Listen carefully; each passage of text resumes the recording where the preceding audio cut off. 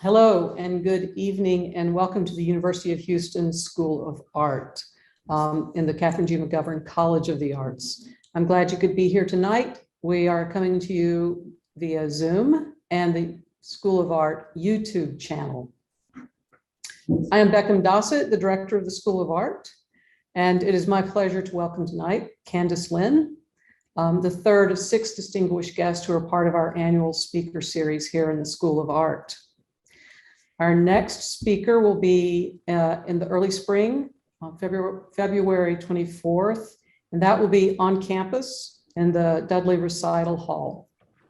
Ramon Tejada, a graphic designer, will be joining us then, and Ramon has a hybrid design teaching practice that focuses on collaboration, inclusion, unearthing, and the responsible expansion of design, a practice he calls puncturing. I hope you can join us for that. We will have 2 other speakers in the spring as well, yet to be announced. And now it is my pleasure to introduce Professor of Sculpture, Anna Mayer. Thank you. Hi, thank you, Beckham. I'll get right to Candice's bio, but I've been wanting to bring Candice Lin to University of Houston to talk for some time. Her fearless engagement with materials and processes alongside a rich and rigorous research practice models an approach to art making that I believe is rewarding for both artist and viewer. Excuse me. But it seems like a very timely visit because for a couple of reasons. One is that Candice for a long time has been had these threads of research in her work around immigration and borders, including what she refers to as the borders of the body in relationship in past works that's come up in relationship to disease like the Black Plague, as well as borders between nation states. And so there's many prescient connections in Candice's work about our current pandemic, which has exposed how racism shapes everything from the virus origin stories to which bodies are most afflicted by COVID. But it's also very timely in that Candice is currently a part of Prospect 5, the biennial in New Orleans. Apparently, despite some obstacles from the storm that hit Louisiana earlier this fall, the biennial is underway, and it includes Candice's work, as well as many other amazing artists, including our beloved Houston colleague, Jamal Cyrus. So we're very happy to have you, Candice. Thank you for coming. And I hope you'll tell us a little bit about the Prospect 5 project.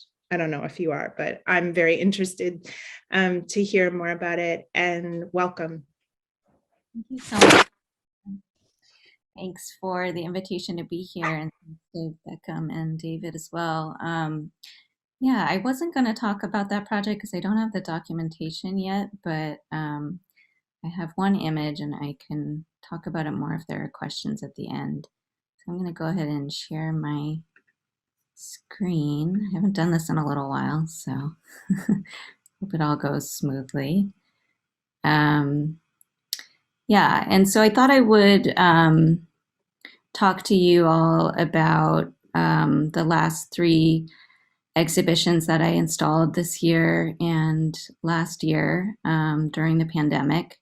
I just returned from installing a show at the Coonstall Osnabrück, which is a Coonstall that's held in a converted church in Germany. And it was actually my first time to be flying internationally after 2 years of this pandemic, where so many of my planned exhibitions, like many other people's, were canceled or postponed or installed from remote with me video calling in.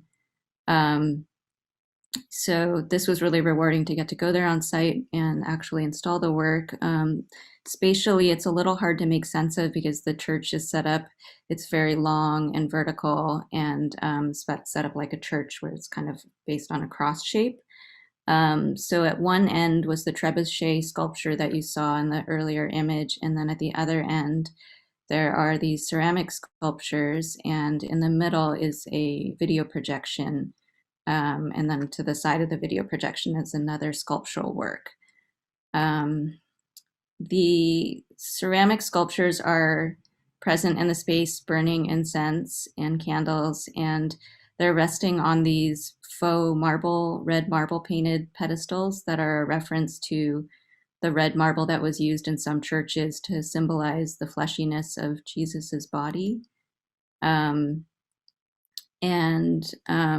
A lot of my work, like Anna Mayer just spoke about, is like thinking about the body also as the body is a metaphor for other social formations.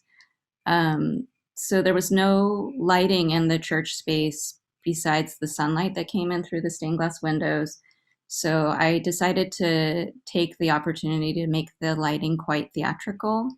In this case, I brought in these DJ lights, and we hired a lighting designer, Air Schindler, to choreograph movements of the lights to be like different Qigong movements that I drew out diagrams for. The ceramics, in some cases, in this case, reference different historical figures. This one is a reference to George Salmanazar, who was a European in the 18th century who pretended to be from Formosa, present-day Taiwan, and he wrote a pseudo-ethnography that described its religion and had a picture that he drew of the idol of the devil. And this is kind of my sculpting of the head based on his image of that idol of the devil, where he supposedly said that baby boys were sacrificed to this idol. This is the sculpture that was in the nave that you couldn't see in the earlier images. And it's a mobile hanging sculpture with these copper letter forms and Chinese herbs and other objects that I've been electroplating in my studio, which was technology used in museums to kind of replicate objects and like brings into question like ideas around authenticity and copying. In this case, the letter forms are part of George Salmanazar's Formosan language that he invented, and they spell out a fragment of the Lord's Prayer. And this Lord's Prayer actually ended up getting included in these strange books that are these missionary compendiums of the Lord's Prayer translated from different languages that missionaries would visit and as part of colonial expeditions or in their attempts to convert people to Christianity. And so I was really interested in Salmanazar's performance of race through, he was by all records like blonde and blue-eyed, so it was kind of this moment of racialization before we think of race as we think of it now. It was more about the idea of customs or actions or the way he dressed or spoke. And so I was really interested in this idea of how he performed race. And that included like him doing things like eating opium and raw meat spiced with cardamom, or sleeping upright with a candle so that people could see him, that he never laid down to sleep. And he also was really interesting in how he used religious sympathies and the desire to convert him as a heathen to convince people of his foreignness and to use that for his own livelihood. So next to this mobile hanging sculpture was the life-size trebuchet, and the trebuchet was a reference to an early moment of biological warfare where during the siege of Kaffa in 1346, it's reported that the Muslim Mongols were slinging the bodies of infected human and horses that were infected with the Black Plague over the walls of the city, and that when the siege broke and people fled, that they brought the Black Plague further into Europe.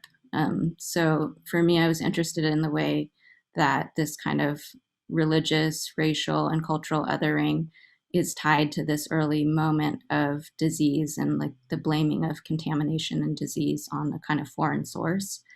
And it relates obviously to this last 2 years, but also to the work I was doing in a show called Pigs and Poison, which I'll talk about at the end. So in this installation, the trebuchet is painted copper and patinaed, and it's launched manually by a person who works at the Coonstall once every hour. And when the ball launches into the air and hits the projection screen, it's triggered to rotate. So you can see on one side of this projection screen, there's a gold drawing that I did of this kind of body that's disembodied into acupuncture points. And then on the other side are these flames. You can see some of the flames here. And the flames are taken from a medieval manuscript of People in Hell. And the light from the projector is charging one side of the painting, which is painted with glow-in-the-dark paint. And then when it turns away from the video projection, you kind of see this image of the flames of hell just for a minute. And there are also little drawings like hidden on the wall that also have that. When the light moves over them, you can see them for just a minute. And they're kind of just these ghostly embodiments of things that are present in the space, but not necessarily seen at first glance. Also, as the projector screen rotates, it casts the projection image onto the pillars and the walls and the trebuchet behind it. My cat is doing distracting stuff. And so in this case, the ball was launching these projectiles filled with gold confetti that would burst and fly into the air after they hit the projection screen. It's kind of speaking in a very playful and celebratory way that's somewhat disarming about the more sinister kind of Christian church history of amassing wealth through the kind of complicity with colonial expeditions. And this is a little video clip showing some of the translated German video, and then this is bad phone documentation. Oh, you know what? I think I forgot to click the thing that lets it play back good.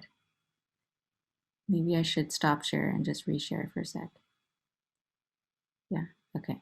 I just want to make sure it plays back. Yeah. Okay. Okay. Is that working?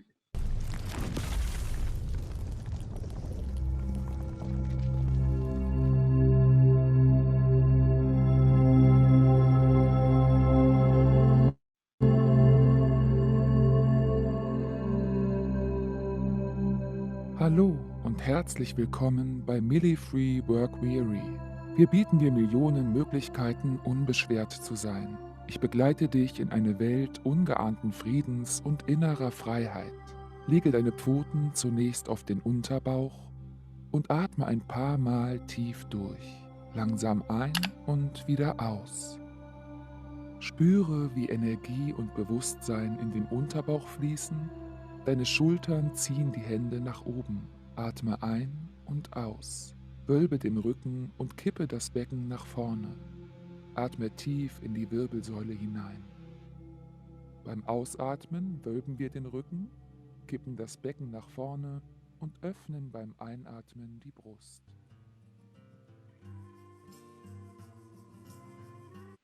So that gives you an idea of like how the lights are moving and the projectors moving. The whole thing kind of was somewhat inspired by a TikTok video of this cat going inside of a priest's robe where he's sitting giving a lecture about God. And then there's like a nightclub scene of this cat's like partying inside the priest's robe. Anyway, that was an unofficial inspiration for that show, but obviously was thinking about cultural exoticism and the kind of legacy of religion in relationship to colonialism. So that work in the Coonstall was work that was related to works I made the last several years and also pulled existing work together in new formations. So this is an image of Seeping, Rotting, Resting, Weeping, which is an exhibition I just opened at the Walker Art Center in August. I think it's coming down soon. And the sculptures here, the ceramic sculptures that are holding up the Indigo tent, also reference the idol of the devil that I mentioned in George Salamazar's pseudo-ethnography. And here you can see them a little bit better. They often have like animal human hybrid parts and multiple faces. They also reference the Tang Dynasty ceramic tomb guardians known as Zamushu, who were placed in the entrances of tombs to protect the spirit of the dead and also the objects within. The central piece in this installation was this indigo tent that's held up by the ceramic pillars.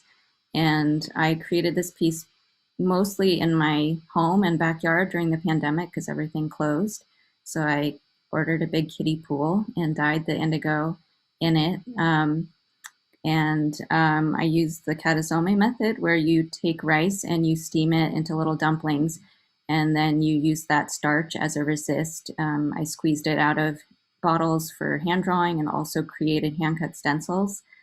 The stencils were often looking at historical designs where moments where one culture was influencing another culture. So in this case, this is an image based on these Dutch and Portuguese monogram like trade logos that were incorporated into a Japanese textile as graphic elements. And there was kind of moments of this in other cultural contexts as well.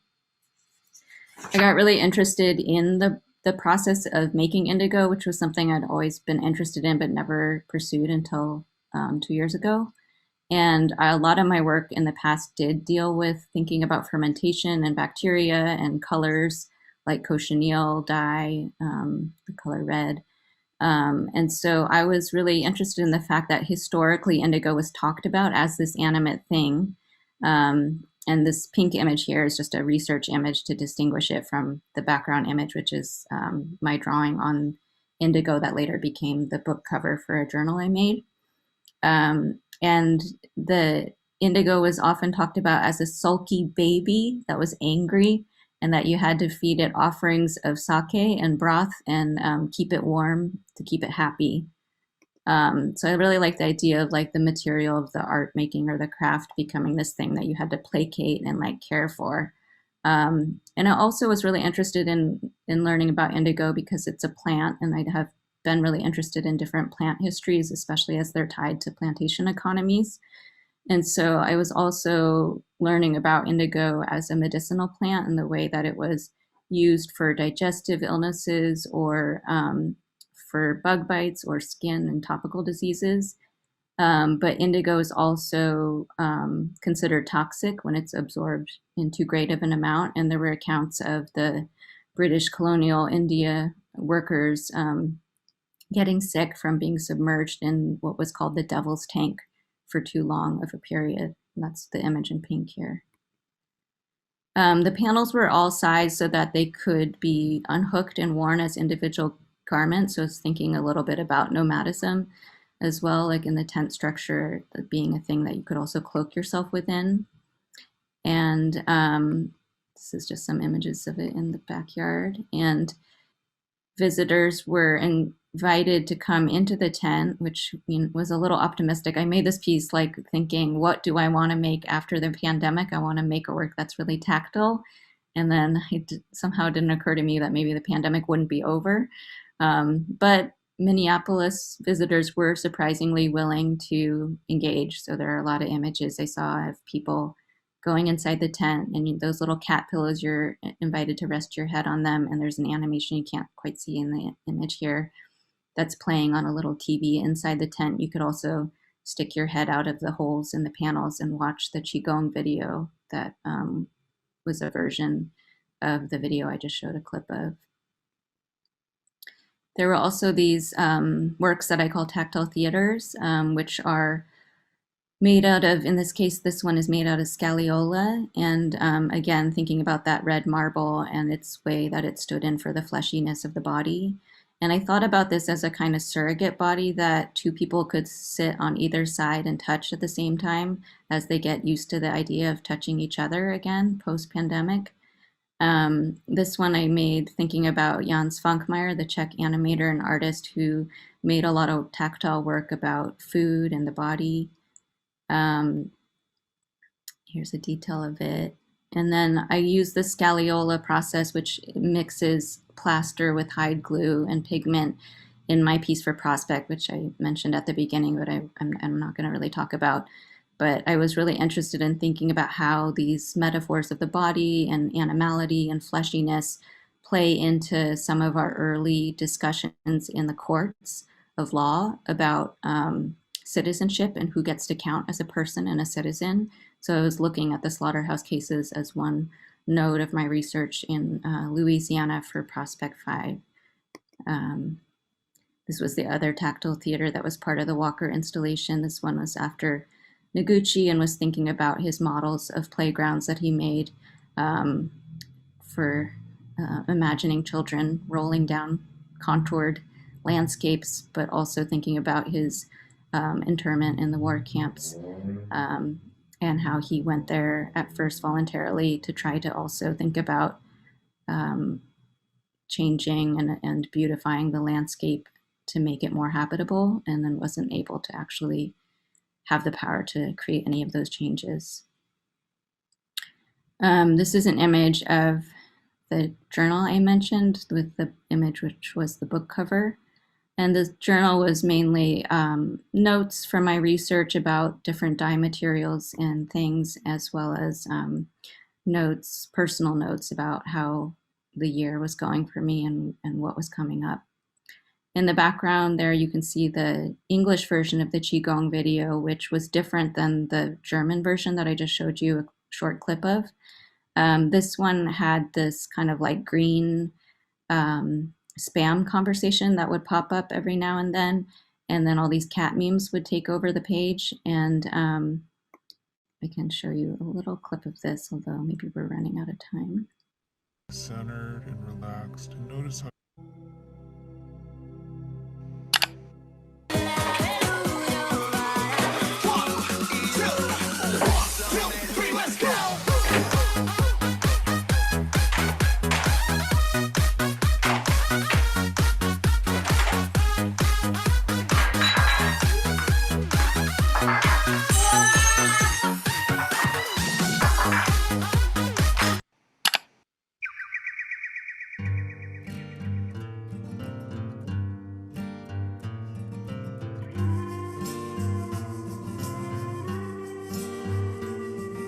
So the English version of the video, I was thinking a lot about like what wellness meant to me during this time period, both like personally and earnestly, and also in terms of it as an industry and an aspiration that's like kind of linked to ideas of success or happiness. And then in the German version, I was more thinking about it in relationship to exoticism of different cultures and spirituality and religion and the borrowing of different Eastern traditions within the wellness industry.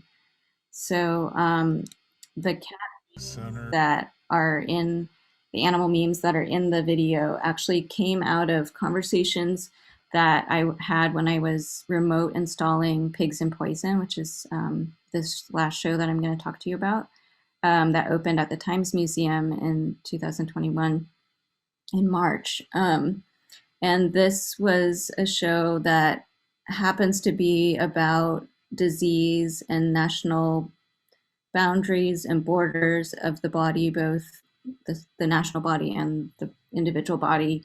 And I created this work out of research I did before the pandemic, and then it became like strangely on the nose, and not sure how to think about the show right now. Still kind of thinking about what that means to have made this show accidentally that was so coincidental with what was happening in the world. But anytime the museum was trying to get my attention, they would send these cat memes to this WeChat group that we had. And then when I woke up and I like got 20 cat memes, I would respond, and then they would be like, "Oh, great, you're awake. Can you answer our question about the paint color?" And so I just thought it was really funny, and I was thinking about like what brings us pleasure, and also like politically how these kind of like moments like cat memes have been politicized and used and manipulated in our worlds. So this work starts out where you're confronted with this locked gate, and you walk to the side entrance and enter the exhibition, which has sculptures and paintings and drawings. These paintings are made out of encaustic wax and pigment and lard, and they reference different historical moments. This one is about the plague outbreak in Honolulu at the turn of the 19th to 20th century, which was blamed on Chinese residents, and the Chinatown was kind of roped off and burned in sections to burn out the disease.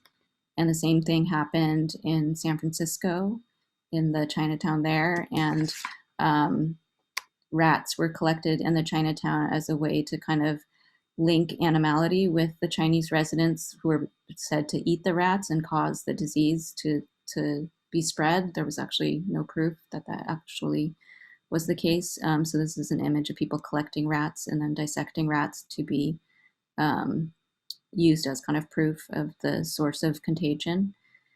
I was really interested in also drawing connections between the way that the plague outbreaks and the Chinese residents who were being subjected to violence and also different harsh immigration laws are part of what created the immigration policies we still have to this day. So I connected those images with images from the Undocumented Migration Project, which UCLA professor Jason DeLeon headed, where he took pigs as surrogates and dressed them in human clothing and placed them in the Sonoran Desert as a way to track how bodies decompose and disappear into the desert, as part of his larger study on the way that the numbers of people thought to be lost and who die in the desert trying to cross are estimated much lower than the actual numbers. So I had these images alongside the Chinatown images as a way to think about the way this kind of like imagery and language of animality is tied to people as they're migrating and like kind of racialized and talked about in relationship to their lack of humanness and their possibility of spreading disease. The installation also had the first version of the trebuchet sculpture, and in this case, it was slinging a different projectile, and it also had these wax sculptures that are look like kind of flayed carcasses and are purring softly, and then it had this plague doctor outfit that has a VR component inside of it. There's a bit of a struggle to get people to actually want to put the virtual reality on, so we also screencast it, and it had a virtual version of the exhibition that is much more apocalyptic and bleak, where the sculptures are alive and the flesh lumps are being slung at you as the viewer. And anytime you look in your peripheral, you see these shadows of silhouettes that are drawn from racist 19th century cartoons about the Chinese workers. But when you try to look directly at them, they disappear from view. So the trebuchet sculpture in this instant was slinging bone black pigment and lard, and creating a kind of abstract painting over time on the gallery wall. This is an iteration of it at Govett Brewster Art Gallery in New Zealand. And in this case, the staff person slinging the trebuchet was wearing a plague doctor costume similar to that of the VR costume. The bone black pigment that was part of the projectiles comes from this kind of horrifying thing I found in my research in the 1873 to 74 Cuba Commission report. The Chinese government sent their officials to interview the Chinese indentured workers to see what their work conditions were. And among many atrocities they found, one of them said, one section reported several people saying that when the workers committed suicide or died from the harsh work conditions, they were not buried, but that their bodies were used along with the bodies of livestock and burned to create bone charcoal, and that bone charcoal was used to refine sugar to make it more white. So I was really interested in the fact that bone charcoal is still like an artist pigment, obviously not made from human bones, but still in some cases made from livestock bones. Um, and thinking about the kind of legacies and histories of color in relationship to agriculture, I created those lard and bone black pigment projectiles, and then I also created these murals. So this is a mural with the bone black pigment of a sugar refining system. And then on the opposite wall is an image I drew from a photo of a sugarcane field on fire mixed with a sugarcane field being worked with Chinese workers at Miladen plantation in Louisiana. And they were shown alongside these tinctures that have plants relating to plantation economies like tobacco, sugarcane, indigo, mixed with plague remedies that were common throughout history. And the drawings that you see in the background there are what I call these tincture drawings, which are a series I've been making for the last couple years, where I take a dose of the tincture that I have been steeping for 6 weeks, and I make a drawing while the tincture is inside my body. I think it's a little strong to say under the influence of the plant, because sometimes it's like sugarcane and there isn't any noticeable influence of the plant, but it's more about the presence of the plant within my body as I'm like making an image. And for me, that was part of like thinking with different scholars and trying to think about how do you make work about histories when some of those histories aren't necessarily recoverable in the archives. Like, how do you imagine and speculate upon things without it being purely imaginative, but having some tie to the physicality of history that remains with us.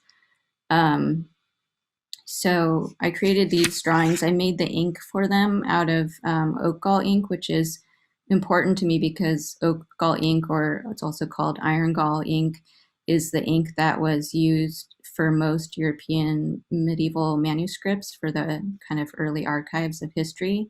And it was also the ink used by the US Post Office for a lot of their paperwork and the ink they provided to people to fill out paperwork. And it's actually an ink that's not archival. It's a really acidic ink that eats through the paper and leaves a ghost image on the other side over time. So I just thought that was like a very apt material and metaphor for how I'm thinking about history and the things I'm trying to reanimate in the stories that I look at. And then lastly, the Times Museum Pigs and Poison show had 3 other small spaces that had other installations in them. This one is a recreation of a scene from Tarkovsky's film Solaris, where the main protagonist is this psychiatrist, and he comes back to what he thinks is his childhood home, but it's his childhood home that's been recreated on a sentient planet. And he looks in the window and he sees his father kind of going through all these books, and it's raining inside the house. And I wanted to recreate that scene because I felt like the film, the way I read the film, was very much about like, it's this kind of personal story about the thing that is the traumatic memory that is returned to the person because they can't acknowledge it. And so it just returns and repeats again and again. I'll play a little clip so you know what I'm referencing.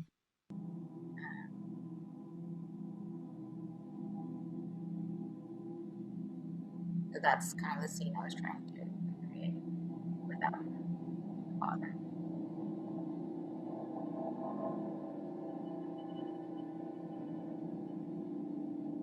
So for me, I wanted to think about this as a metaphor for like the histories that we don't teach in like our dominant history, or that we don't like acknowledge in our national kind of rhetoric around what happened. And so for me, this was kind of a collection of all the books that come from my research into this kind of 19th century indentured Asian labor that I had been reading about, but I actually got interested in because I never learned about it in my own education. And when I talked to my parents, they also never learned about it in their education in Taiwan.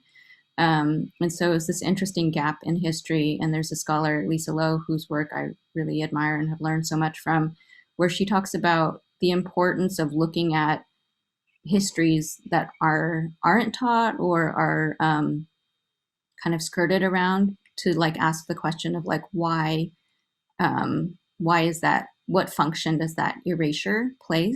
And so in this case, like Lowe's argument, and I was interested in really looking at this, is that the figure of the Asian indentured labor complicates this kind of easy narrative that we tell about the movement from slavery to freedom, to talk about these other states of unfreedom that were not slavery but were not free, and the way that that hinged upon like that the indentured Asian labor was very much a like kind of like latent hidden hinge for like a lot of our early cases that give us our national ideas of citizenship and what it means to be like a person in the world. So this work very much relates to the work I did at Prospect that I don't have images for, but I'll end there. And I think that like that's kind of a good overview of the main concerns about my work and why and how I approach history. Thank you. Okay, well, thank you so much, Candice. And sorry, I forgot to read your bio. I think I was so excited for the talk to start that I forgot, but Beckham's put it in the chat, and so you can see your many accomplishments, including many biennials and triennials, and a lot of awards and fellowships. So anyway, take a look there. And so if you want to ask a question to Candice, you can put it in the chat, or you can raise your hand. I'll call on you and you can ask using your words. If you want to write it, you can do it in the chat or in the Q&A. I'll be seeing both of those. So as people are kind of getting their thoughts together, I have a couple questions. I mean, I guess the first question that I would ask is, you clearly have like a drawing and a painting practice, like this very conventional 2D practice. And then you're also kind of on the other end of the spectrum using in some cases, extremely non-archival materials, unconventional artist materials. And I guess I wondered if you could talk a little bit about how that came to be, like the trajectory of maybe starting out as a person making drawings and then moving into that, or was it all there from the beginning? Yeah. I've been thinking about that actually. I was always interested in sculpture. Sculpture was a pretty important thing in my undergrad studies too. So drawing and painting was definitely how I started being an artist, and just kept that as part of my practice. But I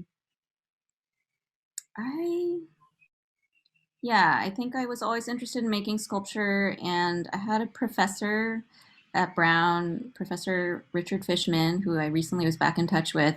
And I think thinking back on it, I don't think I realized at the time his influence, but he actually encouraged me to use kombucha way before this was a thing I now see a lot of people playing with.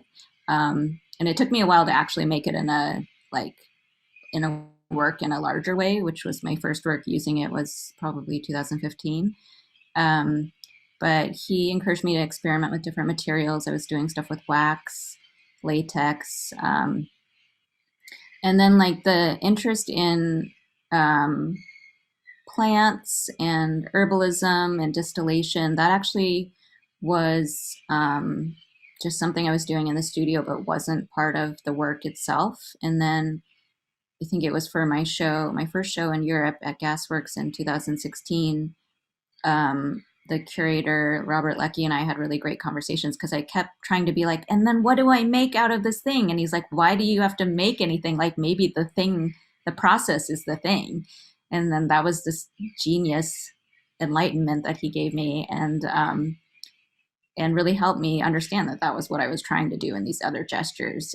So then I spent a while trying to think, like, what is the connection between the drawings I'm making and this other work? And I think that a lot of the drawings kind of representationally look at the construction of history, or these kind of imagined moments of things that maybe were left out of, like historical watercolors of, you know, the New World, so-called New World at the point of colonization, or early engravings. And that the gestures I was doing in these kind of sculptures that showed these processes with these colonial materials like sugar and cochineal and porcelain, were trying to do a similar thing of like imagining them in other systems and other relationships. And they were just doing it in a less representational way.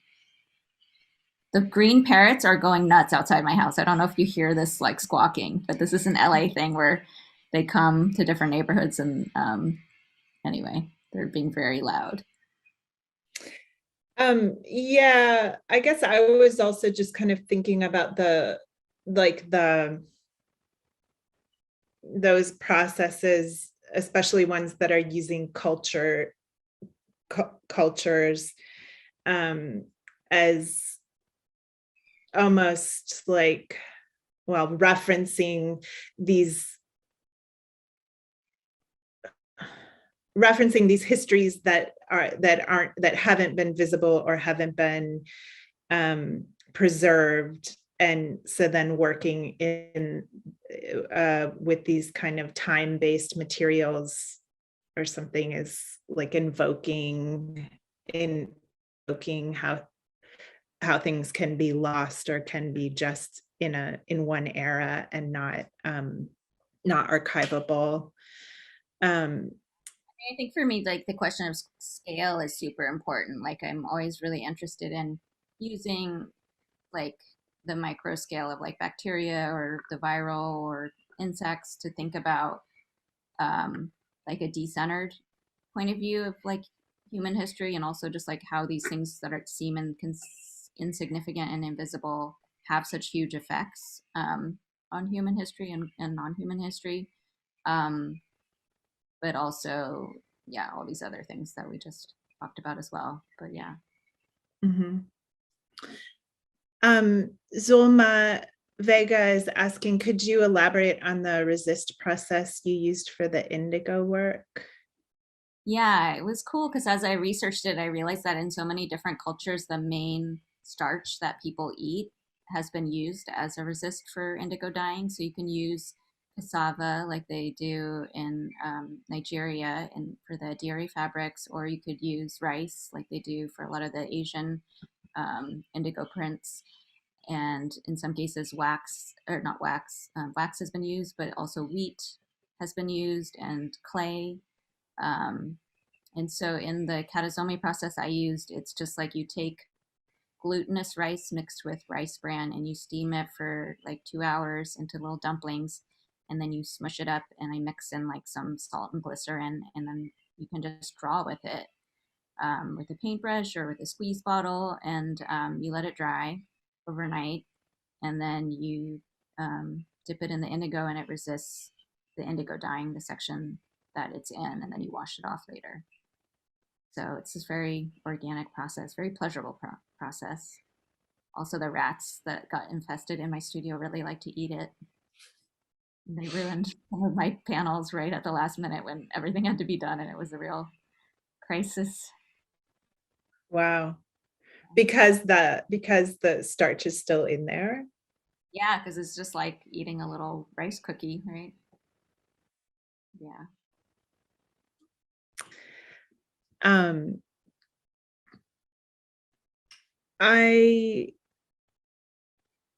I wondered if you could talk a little bit about how you move between research and material experimentation. I mean, like, one of my questions as you were talking about that is wondering, oh, well, how did you learn that process? Like, did it come up through the research, through the reading and writing research? Are you studying with people to learn processes? Are you just sort of exploring the materials. But even more than that, how do you have a kind of set way that you move between like the reading and reflecting and the material experimentation? No, I think it's different for different projects, but like sometimes it's like the material that I want to experiment with, and then I start to like get curious what the history of that material has been.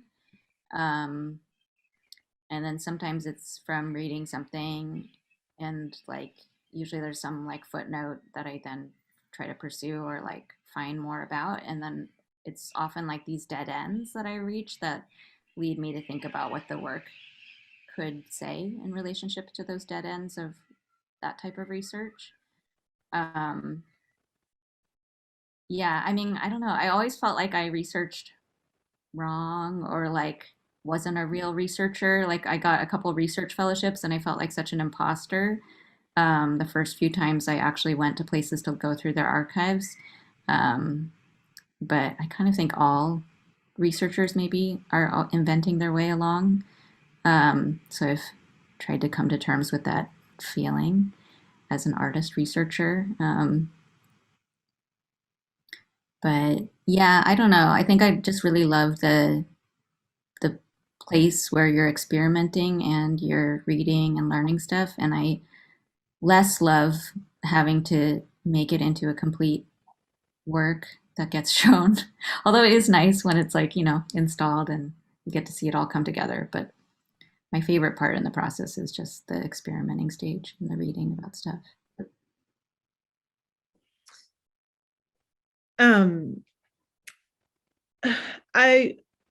I was sort of thinking about the idea of traveling in the work, of movement and traveling. So, I mean, in many cases, you're addressing, colonial histories, and immigration histories. But I don't know if I can exactly say it, but in the work, it seems like you yourself have a great deal of movement, like between different eras or bringing together different eras, different cultures in the work. And I don't know if you have anything to say about that. And maybe, I guess, now that you're doing VR, there's also this idea of being able to travel into like the doppelganger of your show or something. Do you want me to say more? Could you say something about that? Yeah, I mean, I think there's multiple maybe layers to that comment. Like, I think some of my work was like traveling to different locations, and I was thinking and researching specifically those locations and thinking about how the history of the location could inform how the work shifted into that space. So obviously the trebuchet, I showed it in one context, and then I showed it in the church, and I didn't want to show it the same way. I wanted to think about the church's role in these same kind of colonial histories. So it changed a little in that context. And then we had another thing I was thinking about now. I kind of forgot what I was going to say about the traveling of the work. Yeah, I think I lost it. Sorry.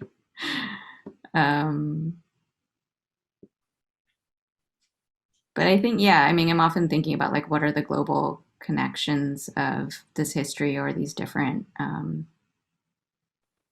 places that a work might travel to, or the history of this material that was mainly like had these nodes within a global history of like where they were traded. And a lot of it is, like I think I'm different than like maybe a more analytical scholarly researcher in that it is more associative. So sometimes things seem really, well, they don't just seem, they are disparate things where like I'll be bringing in Jean Beret, who was a 18th century French peasant woman who was maybe the first to circumnavigate the globe, and bringing her story alongside James Baldwin and his time spent in France. And like there is a kind of lack of any common thread that seems visible at first, but I'm interested in like what are the things I'm thinking about in relationship to them.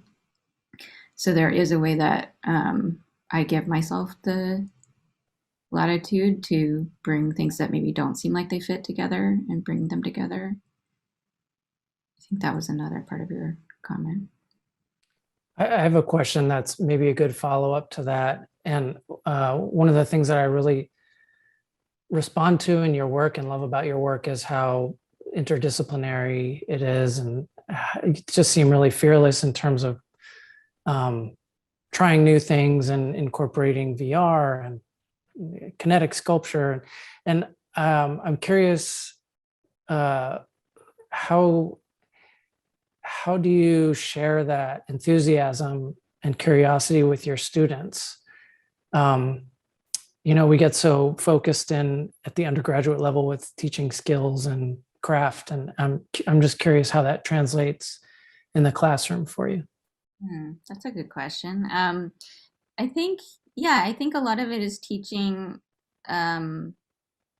students to think through the choices they make. So if there are material choices that have to be made, like that, maybe those don't get determined from I want a master ceramics standpoint, but from what's the material that's suited to this subject matter, and then you have to go find someone to help you learn how to use it. But I should say there's a practical side to that too, right? Like a lot of these things like the virtual reality and the trebuchet they were ideas I had early on, but they were only possible when I had larger commissions where I could pay someone to help me, to teach me, or also related to teaching is a lot of times I'm inspired by my students. So like the Cinema 4D, the cat demon Qigong, I wanted to use that program because the student that who's graduated now, Yotam Mendelevi, who helped me learn the program and do some of the animating, was using it in his own work, which is really amazing videos that he makes about different things. But I think teaching and being a teacher and being a student also like flows two ways. And so I learn a lot from my students, and I hopefully also teach them that they don't have to be relegated to an idea of like mastering a single medium, or like that has its own rewards, but it doesn't have to be the goal. And that maybe it's more about creating questions and conversations, and that the materials they pick and the processes they pick to do that have to be suited to the subject matter and the kind of thing that they're trying to talk about. Thank you. Okay. Caitlin, do you want to ask your question yourself, or I can relay it? If you want to ask, go ahead and unmute. Well, I'll have to unmute them for her. Oh, sorry.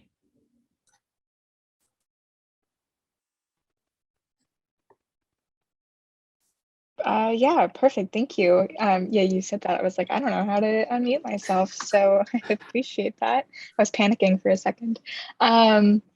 Yes, thank you so much for this, Candice. I really appreciate it. I was really intrigued by the tincture drawings that you mentioned. And I was wondering if you have any anecdotes that you could share about your experiences making those. If there are any ones that are notable, I was really intrigued by some of the different tinctures that you've taken and maybe how they've affected you or affected the outcome of the work. Yeah, I started making them. I was in a little bit of a dark place when I made them. I was in residence in the Dominican Republic, and I was really reaching a dead end in like being able to research more about the presence of this kind of Chinese indentured labor history on the island. I also had wanted to learn more about what were some of the poisonous herbs that were used in the Haitian uprising. And these kinds of histories were just like things I couldn't find access to. And I also didn't speak the language either in Haiti or in the DR. And so I I came to this method because I was talking to an herbalist and I was wanting to learn more about these plants. And then I had just made some tinctures and like micro doses and like water infusions of some of these semi-poisonous, medicinal and toxic, have this kind of fine edge plants. And then took a tincture of one of them that made me feel really sick and a little like hallucinating, and created a drawing from it. And then I kind of was thinking that there was like imagery in that drawing. That drawing isn't one of the tincture series, but it was just like a doodle. Then I was thinking like, oh, maybe there's something that is revealed to me as a kind of witness to this history that's flowing through me by putting the plant into my body. So I didn't like, I think there was something in the question about ancestors. I didn't specifically see or connect with or call on any ancestors, but I was interested in the fact of like, what does it mean to have this ethnic, racial, lineage within my body that's present? And obviously my history is very different than that of a Chinese indentured worker. I'm very well aware of that. But I think there's something about the idea of a human body's physicality and where it comes from over time, and a plant's body and like where it comes from over time, and all those histories that are tangled up together, and what happens when they're in the same space on the page. So that was kind of what I was thinking about when I started making those. Thank you. That's very interesting. I appreciate it. Thank you for the Thank you, Caitlin. There's a question from the Facebook Live from Mylan. I saw one of your works at 1224 Gallery in Dallas with so many materials that it seemed like a spell. Can you talk a bit about the maybe ritual or ceremony aspects to your work? Yeah, I think that was the Despacho work. That was a work I actually created in the Dominican Republic that I was just telling you about in the residency. Yeah, I do. I mean, I think a lot about the way I think about utilizing materials that have these kind of loaded histories and trying to reanimate them in ways that tell other stories is very incantatory. And you know better what word I'm trying to say. But yeah, like that you're speaking to these materials that come with their own meanings and then putting them in relationship to each other, and then trying to set an intention for the future you want to see happen. So it is very much, I think, like a spell or a ritual. In that case, I was looking at the plant histories and also the history of land and mining. So I think there was bauxite and aluminum and different herbs that were related to the Chinese indentured labor history on the island of the country of Dominican Republic, not so much with Haiti. And so I was making it as a kind of roadside offering or a kind of memorial to this history that I also was feeling somewhat thwarted in learning more about.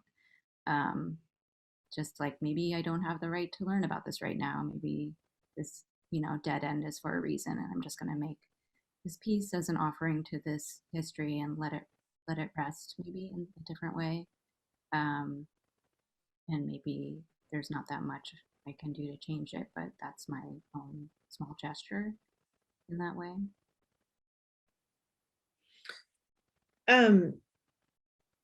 I know you made a work in the past where you were incorporating the urine of all the people working at the gallery into the work.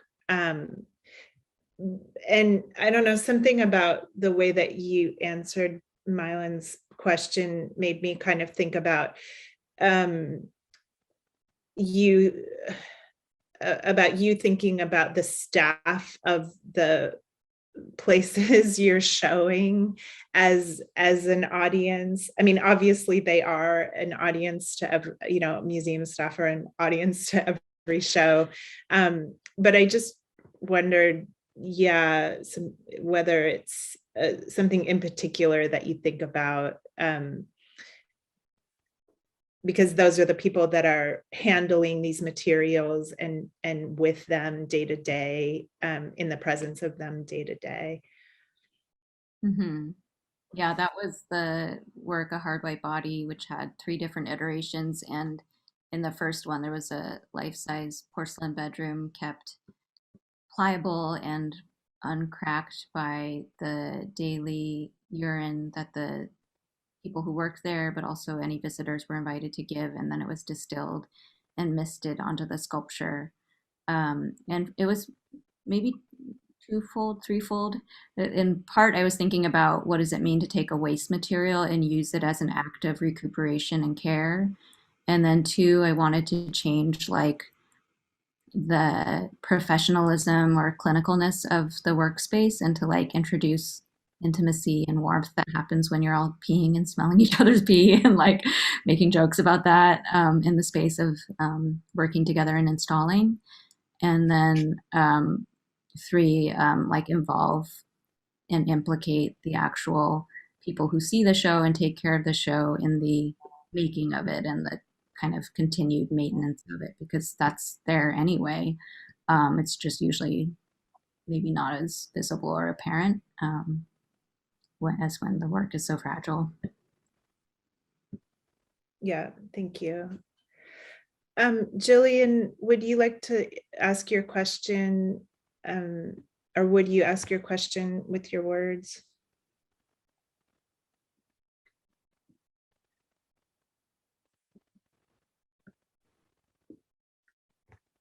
I think you're on.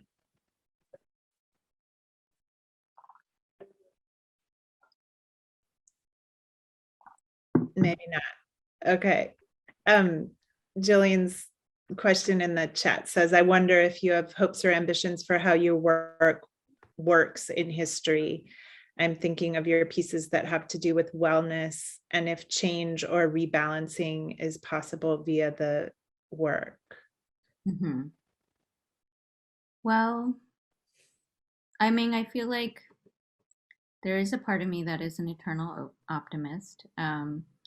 And I think at the very least, I mean, I make work about things I want to think about or learn about that I don't know about. And I make work about things I want to change in myself or in my own livelihood. So at the very least, it's like on that level.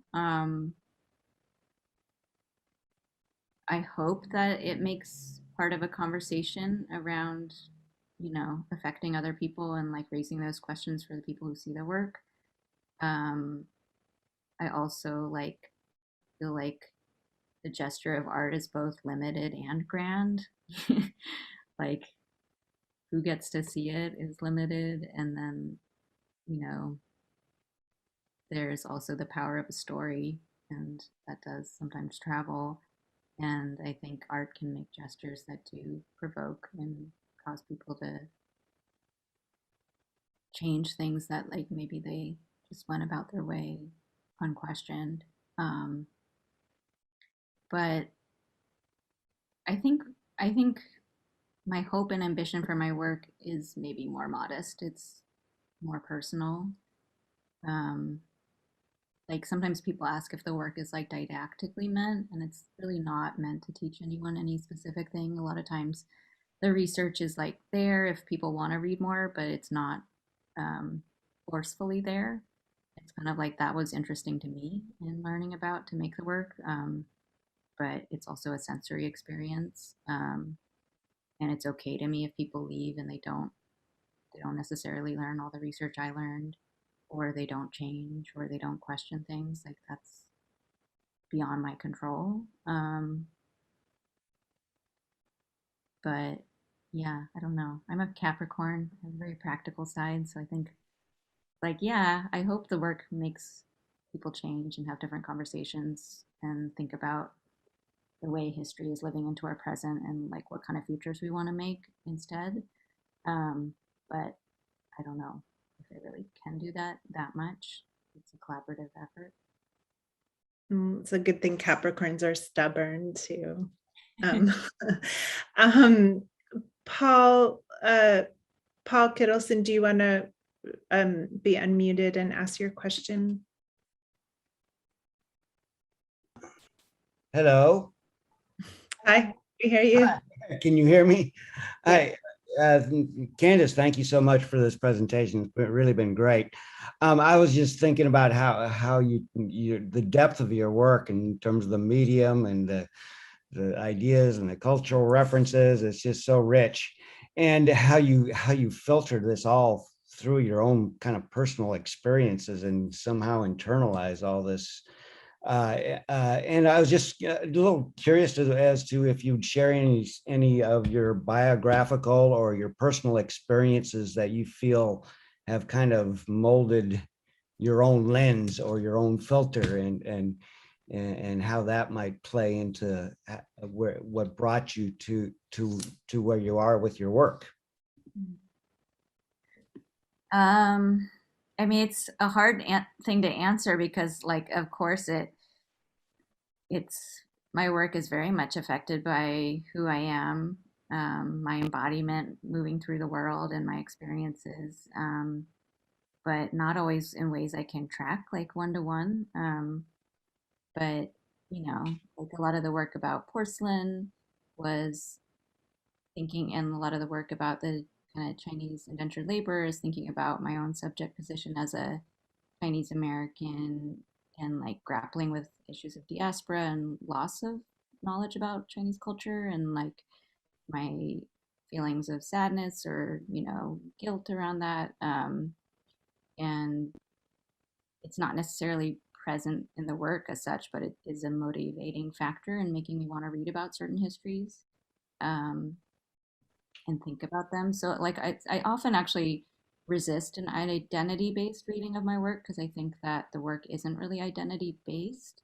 I think that my identity directs the things I'm interested in researching, but I think that the way I frame it is more about social history and less about personal story.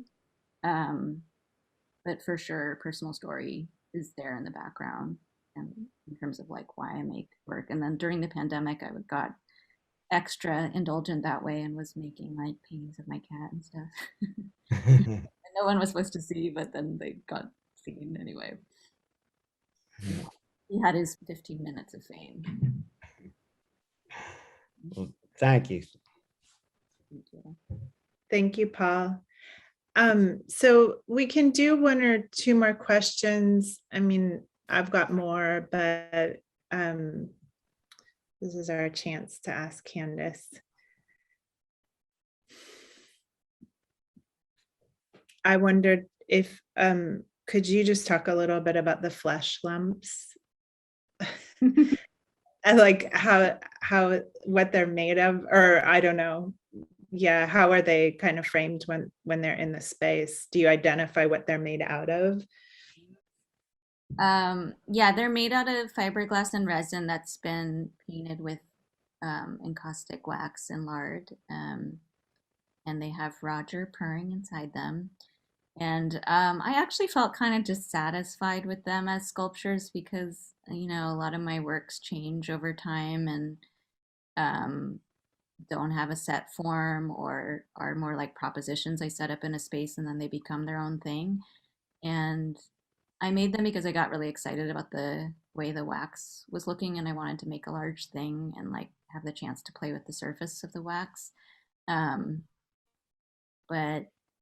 I don't know, you make some works and you're like, nah, I'm not that into that. So there's 3 of them and I kind of feel that way about them. They were like, it was fun to use them as a way to learn the medium.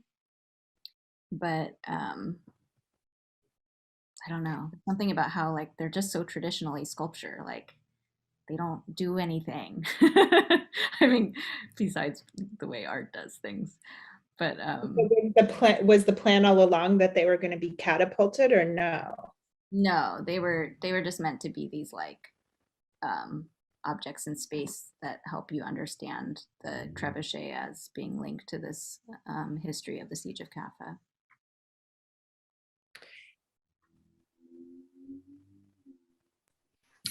There's another hand up, but it's one of Beckham's doppelgangers, so I'm not sure who it is. It'll be a mystery, but I'll invite them to unmute.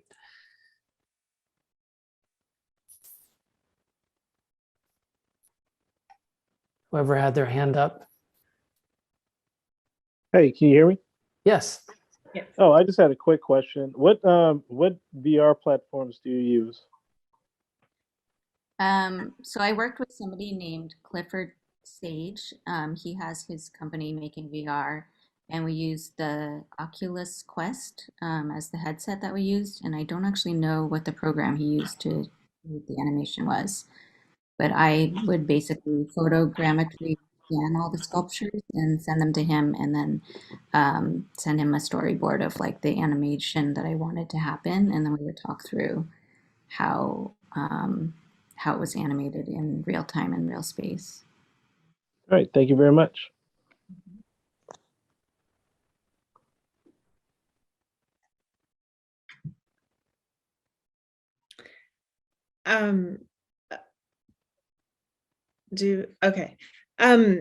Okay, well, maybe as just a last sort of talking point, I'm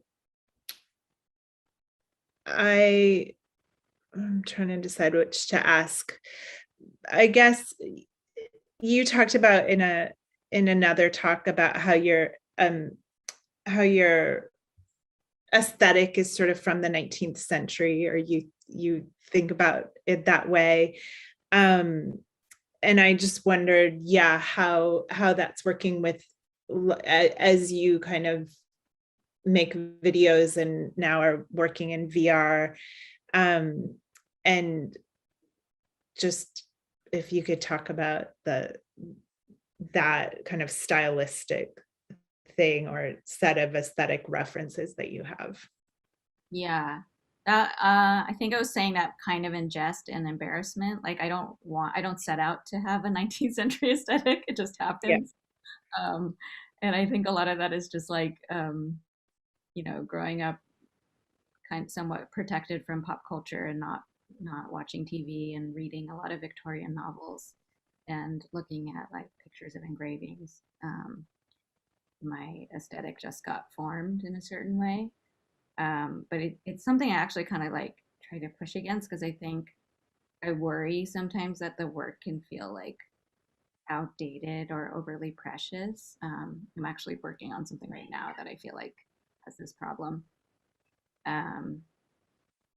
But I think it makes sense in terms of like the fact that a lot of the histories I'm referencing are from often the 18th century, but 18th and 19th century, that the aesthetics and the images or objects that I'm referencing sometimes come from there. So there is that direct relationship of that imagery. But yeah, like poking me and talking.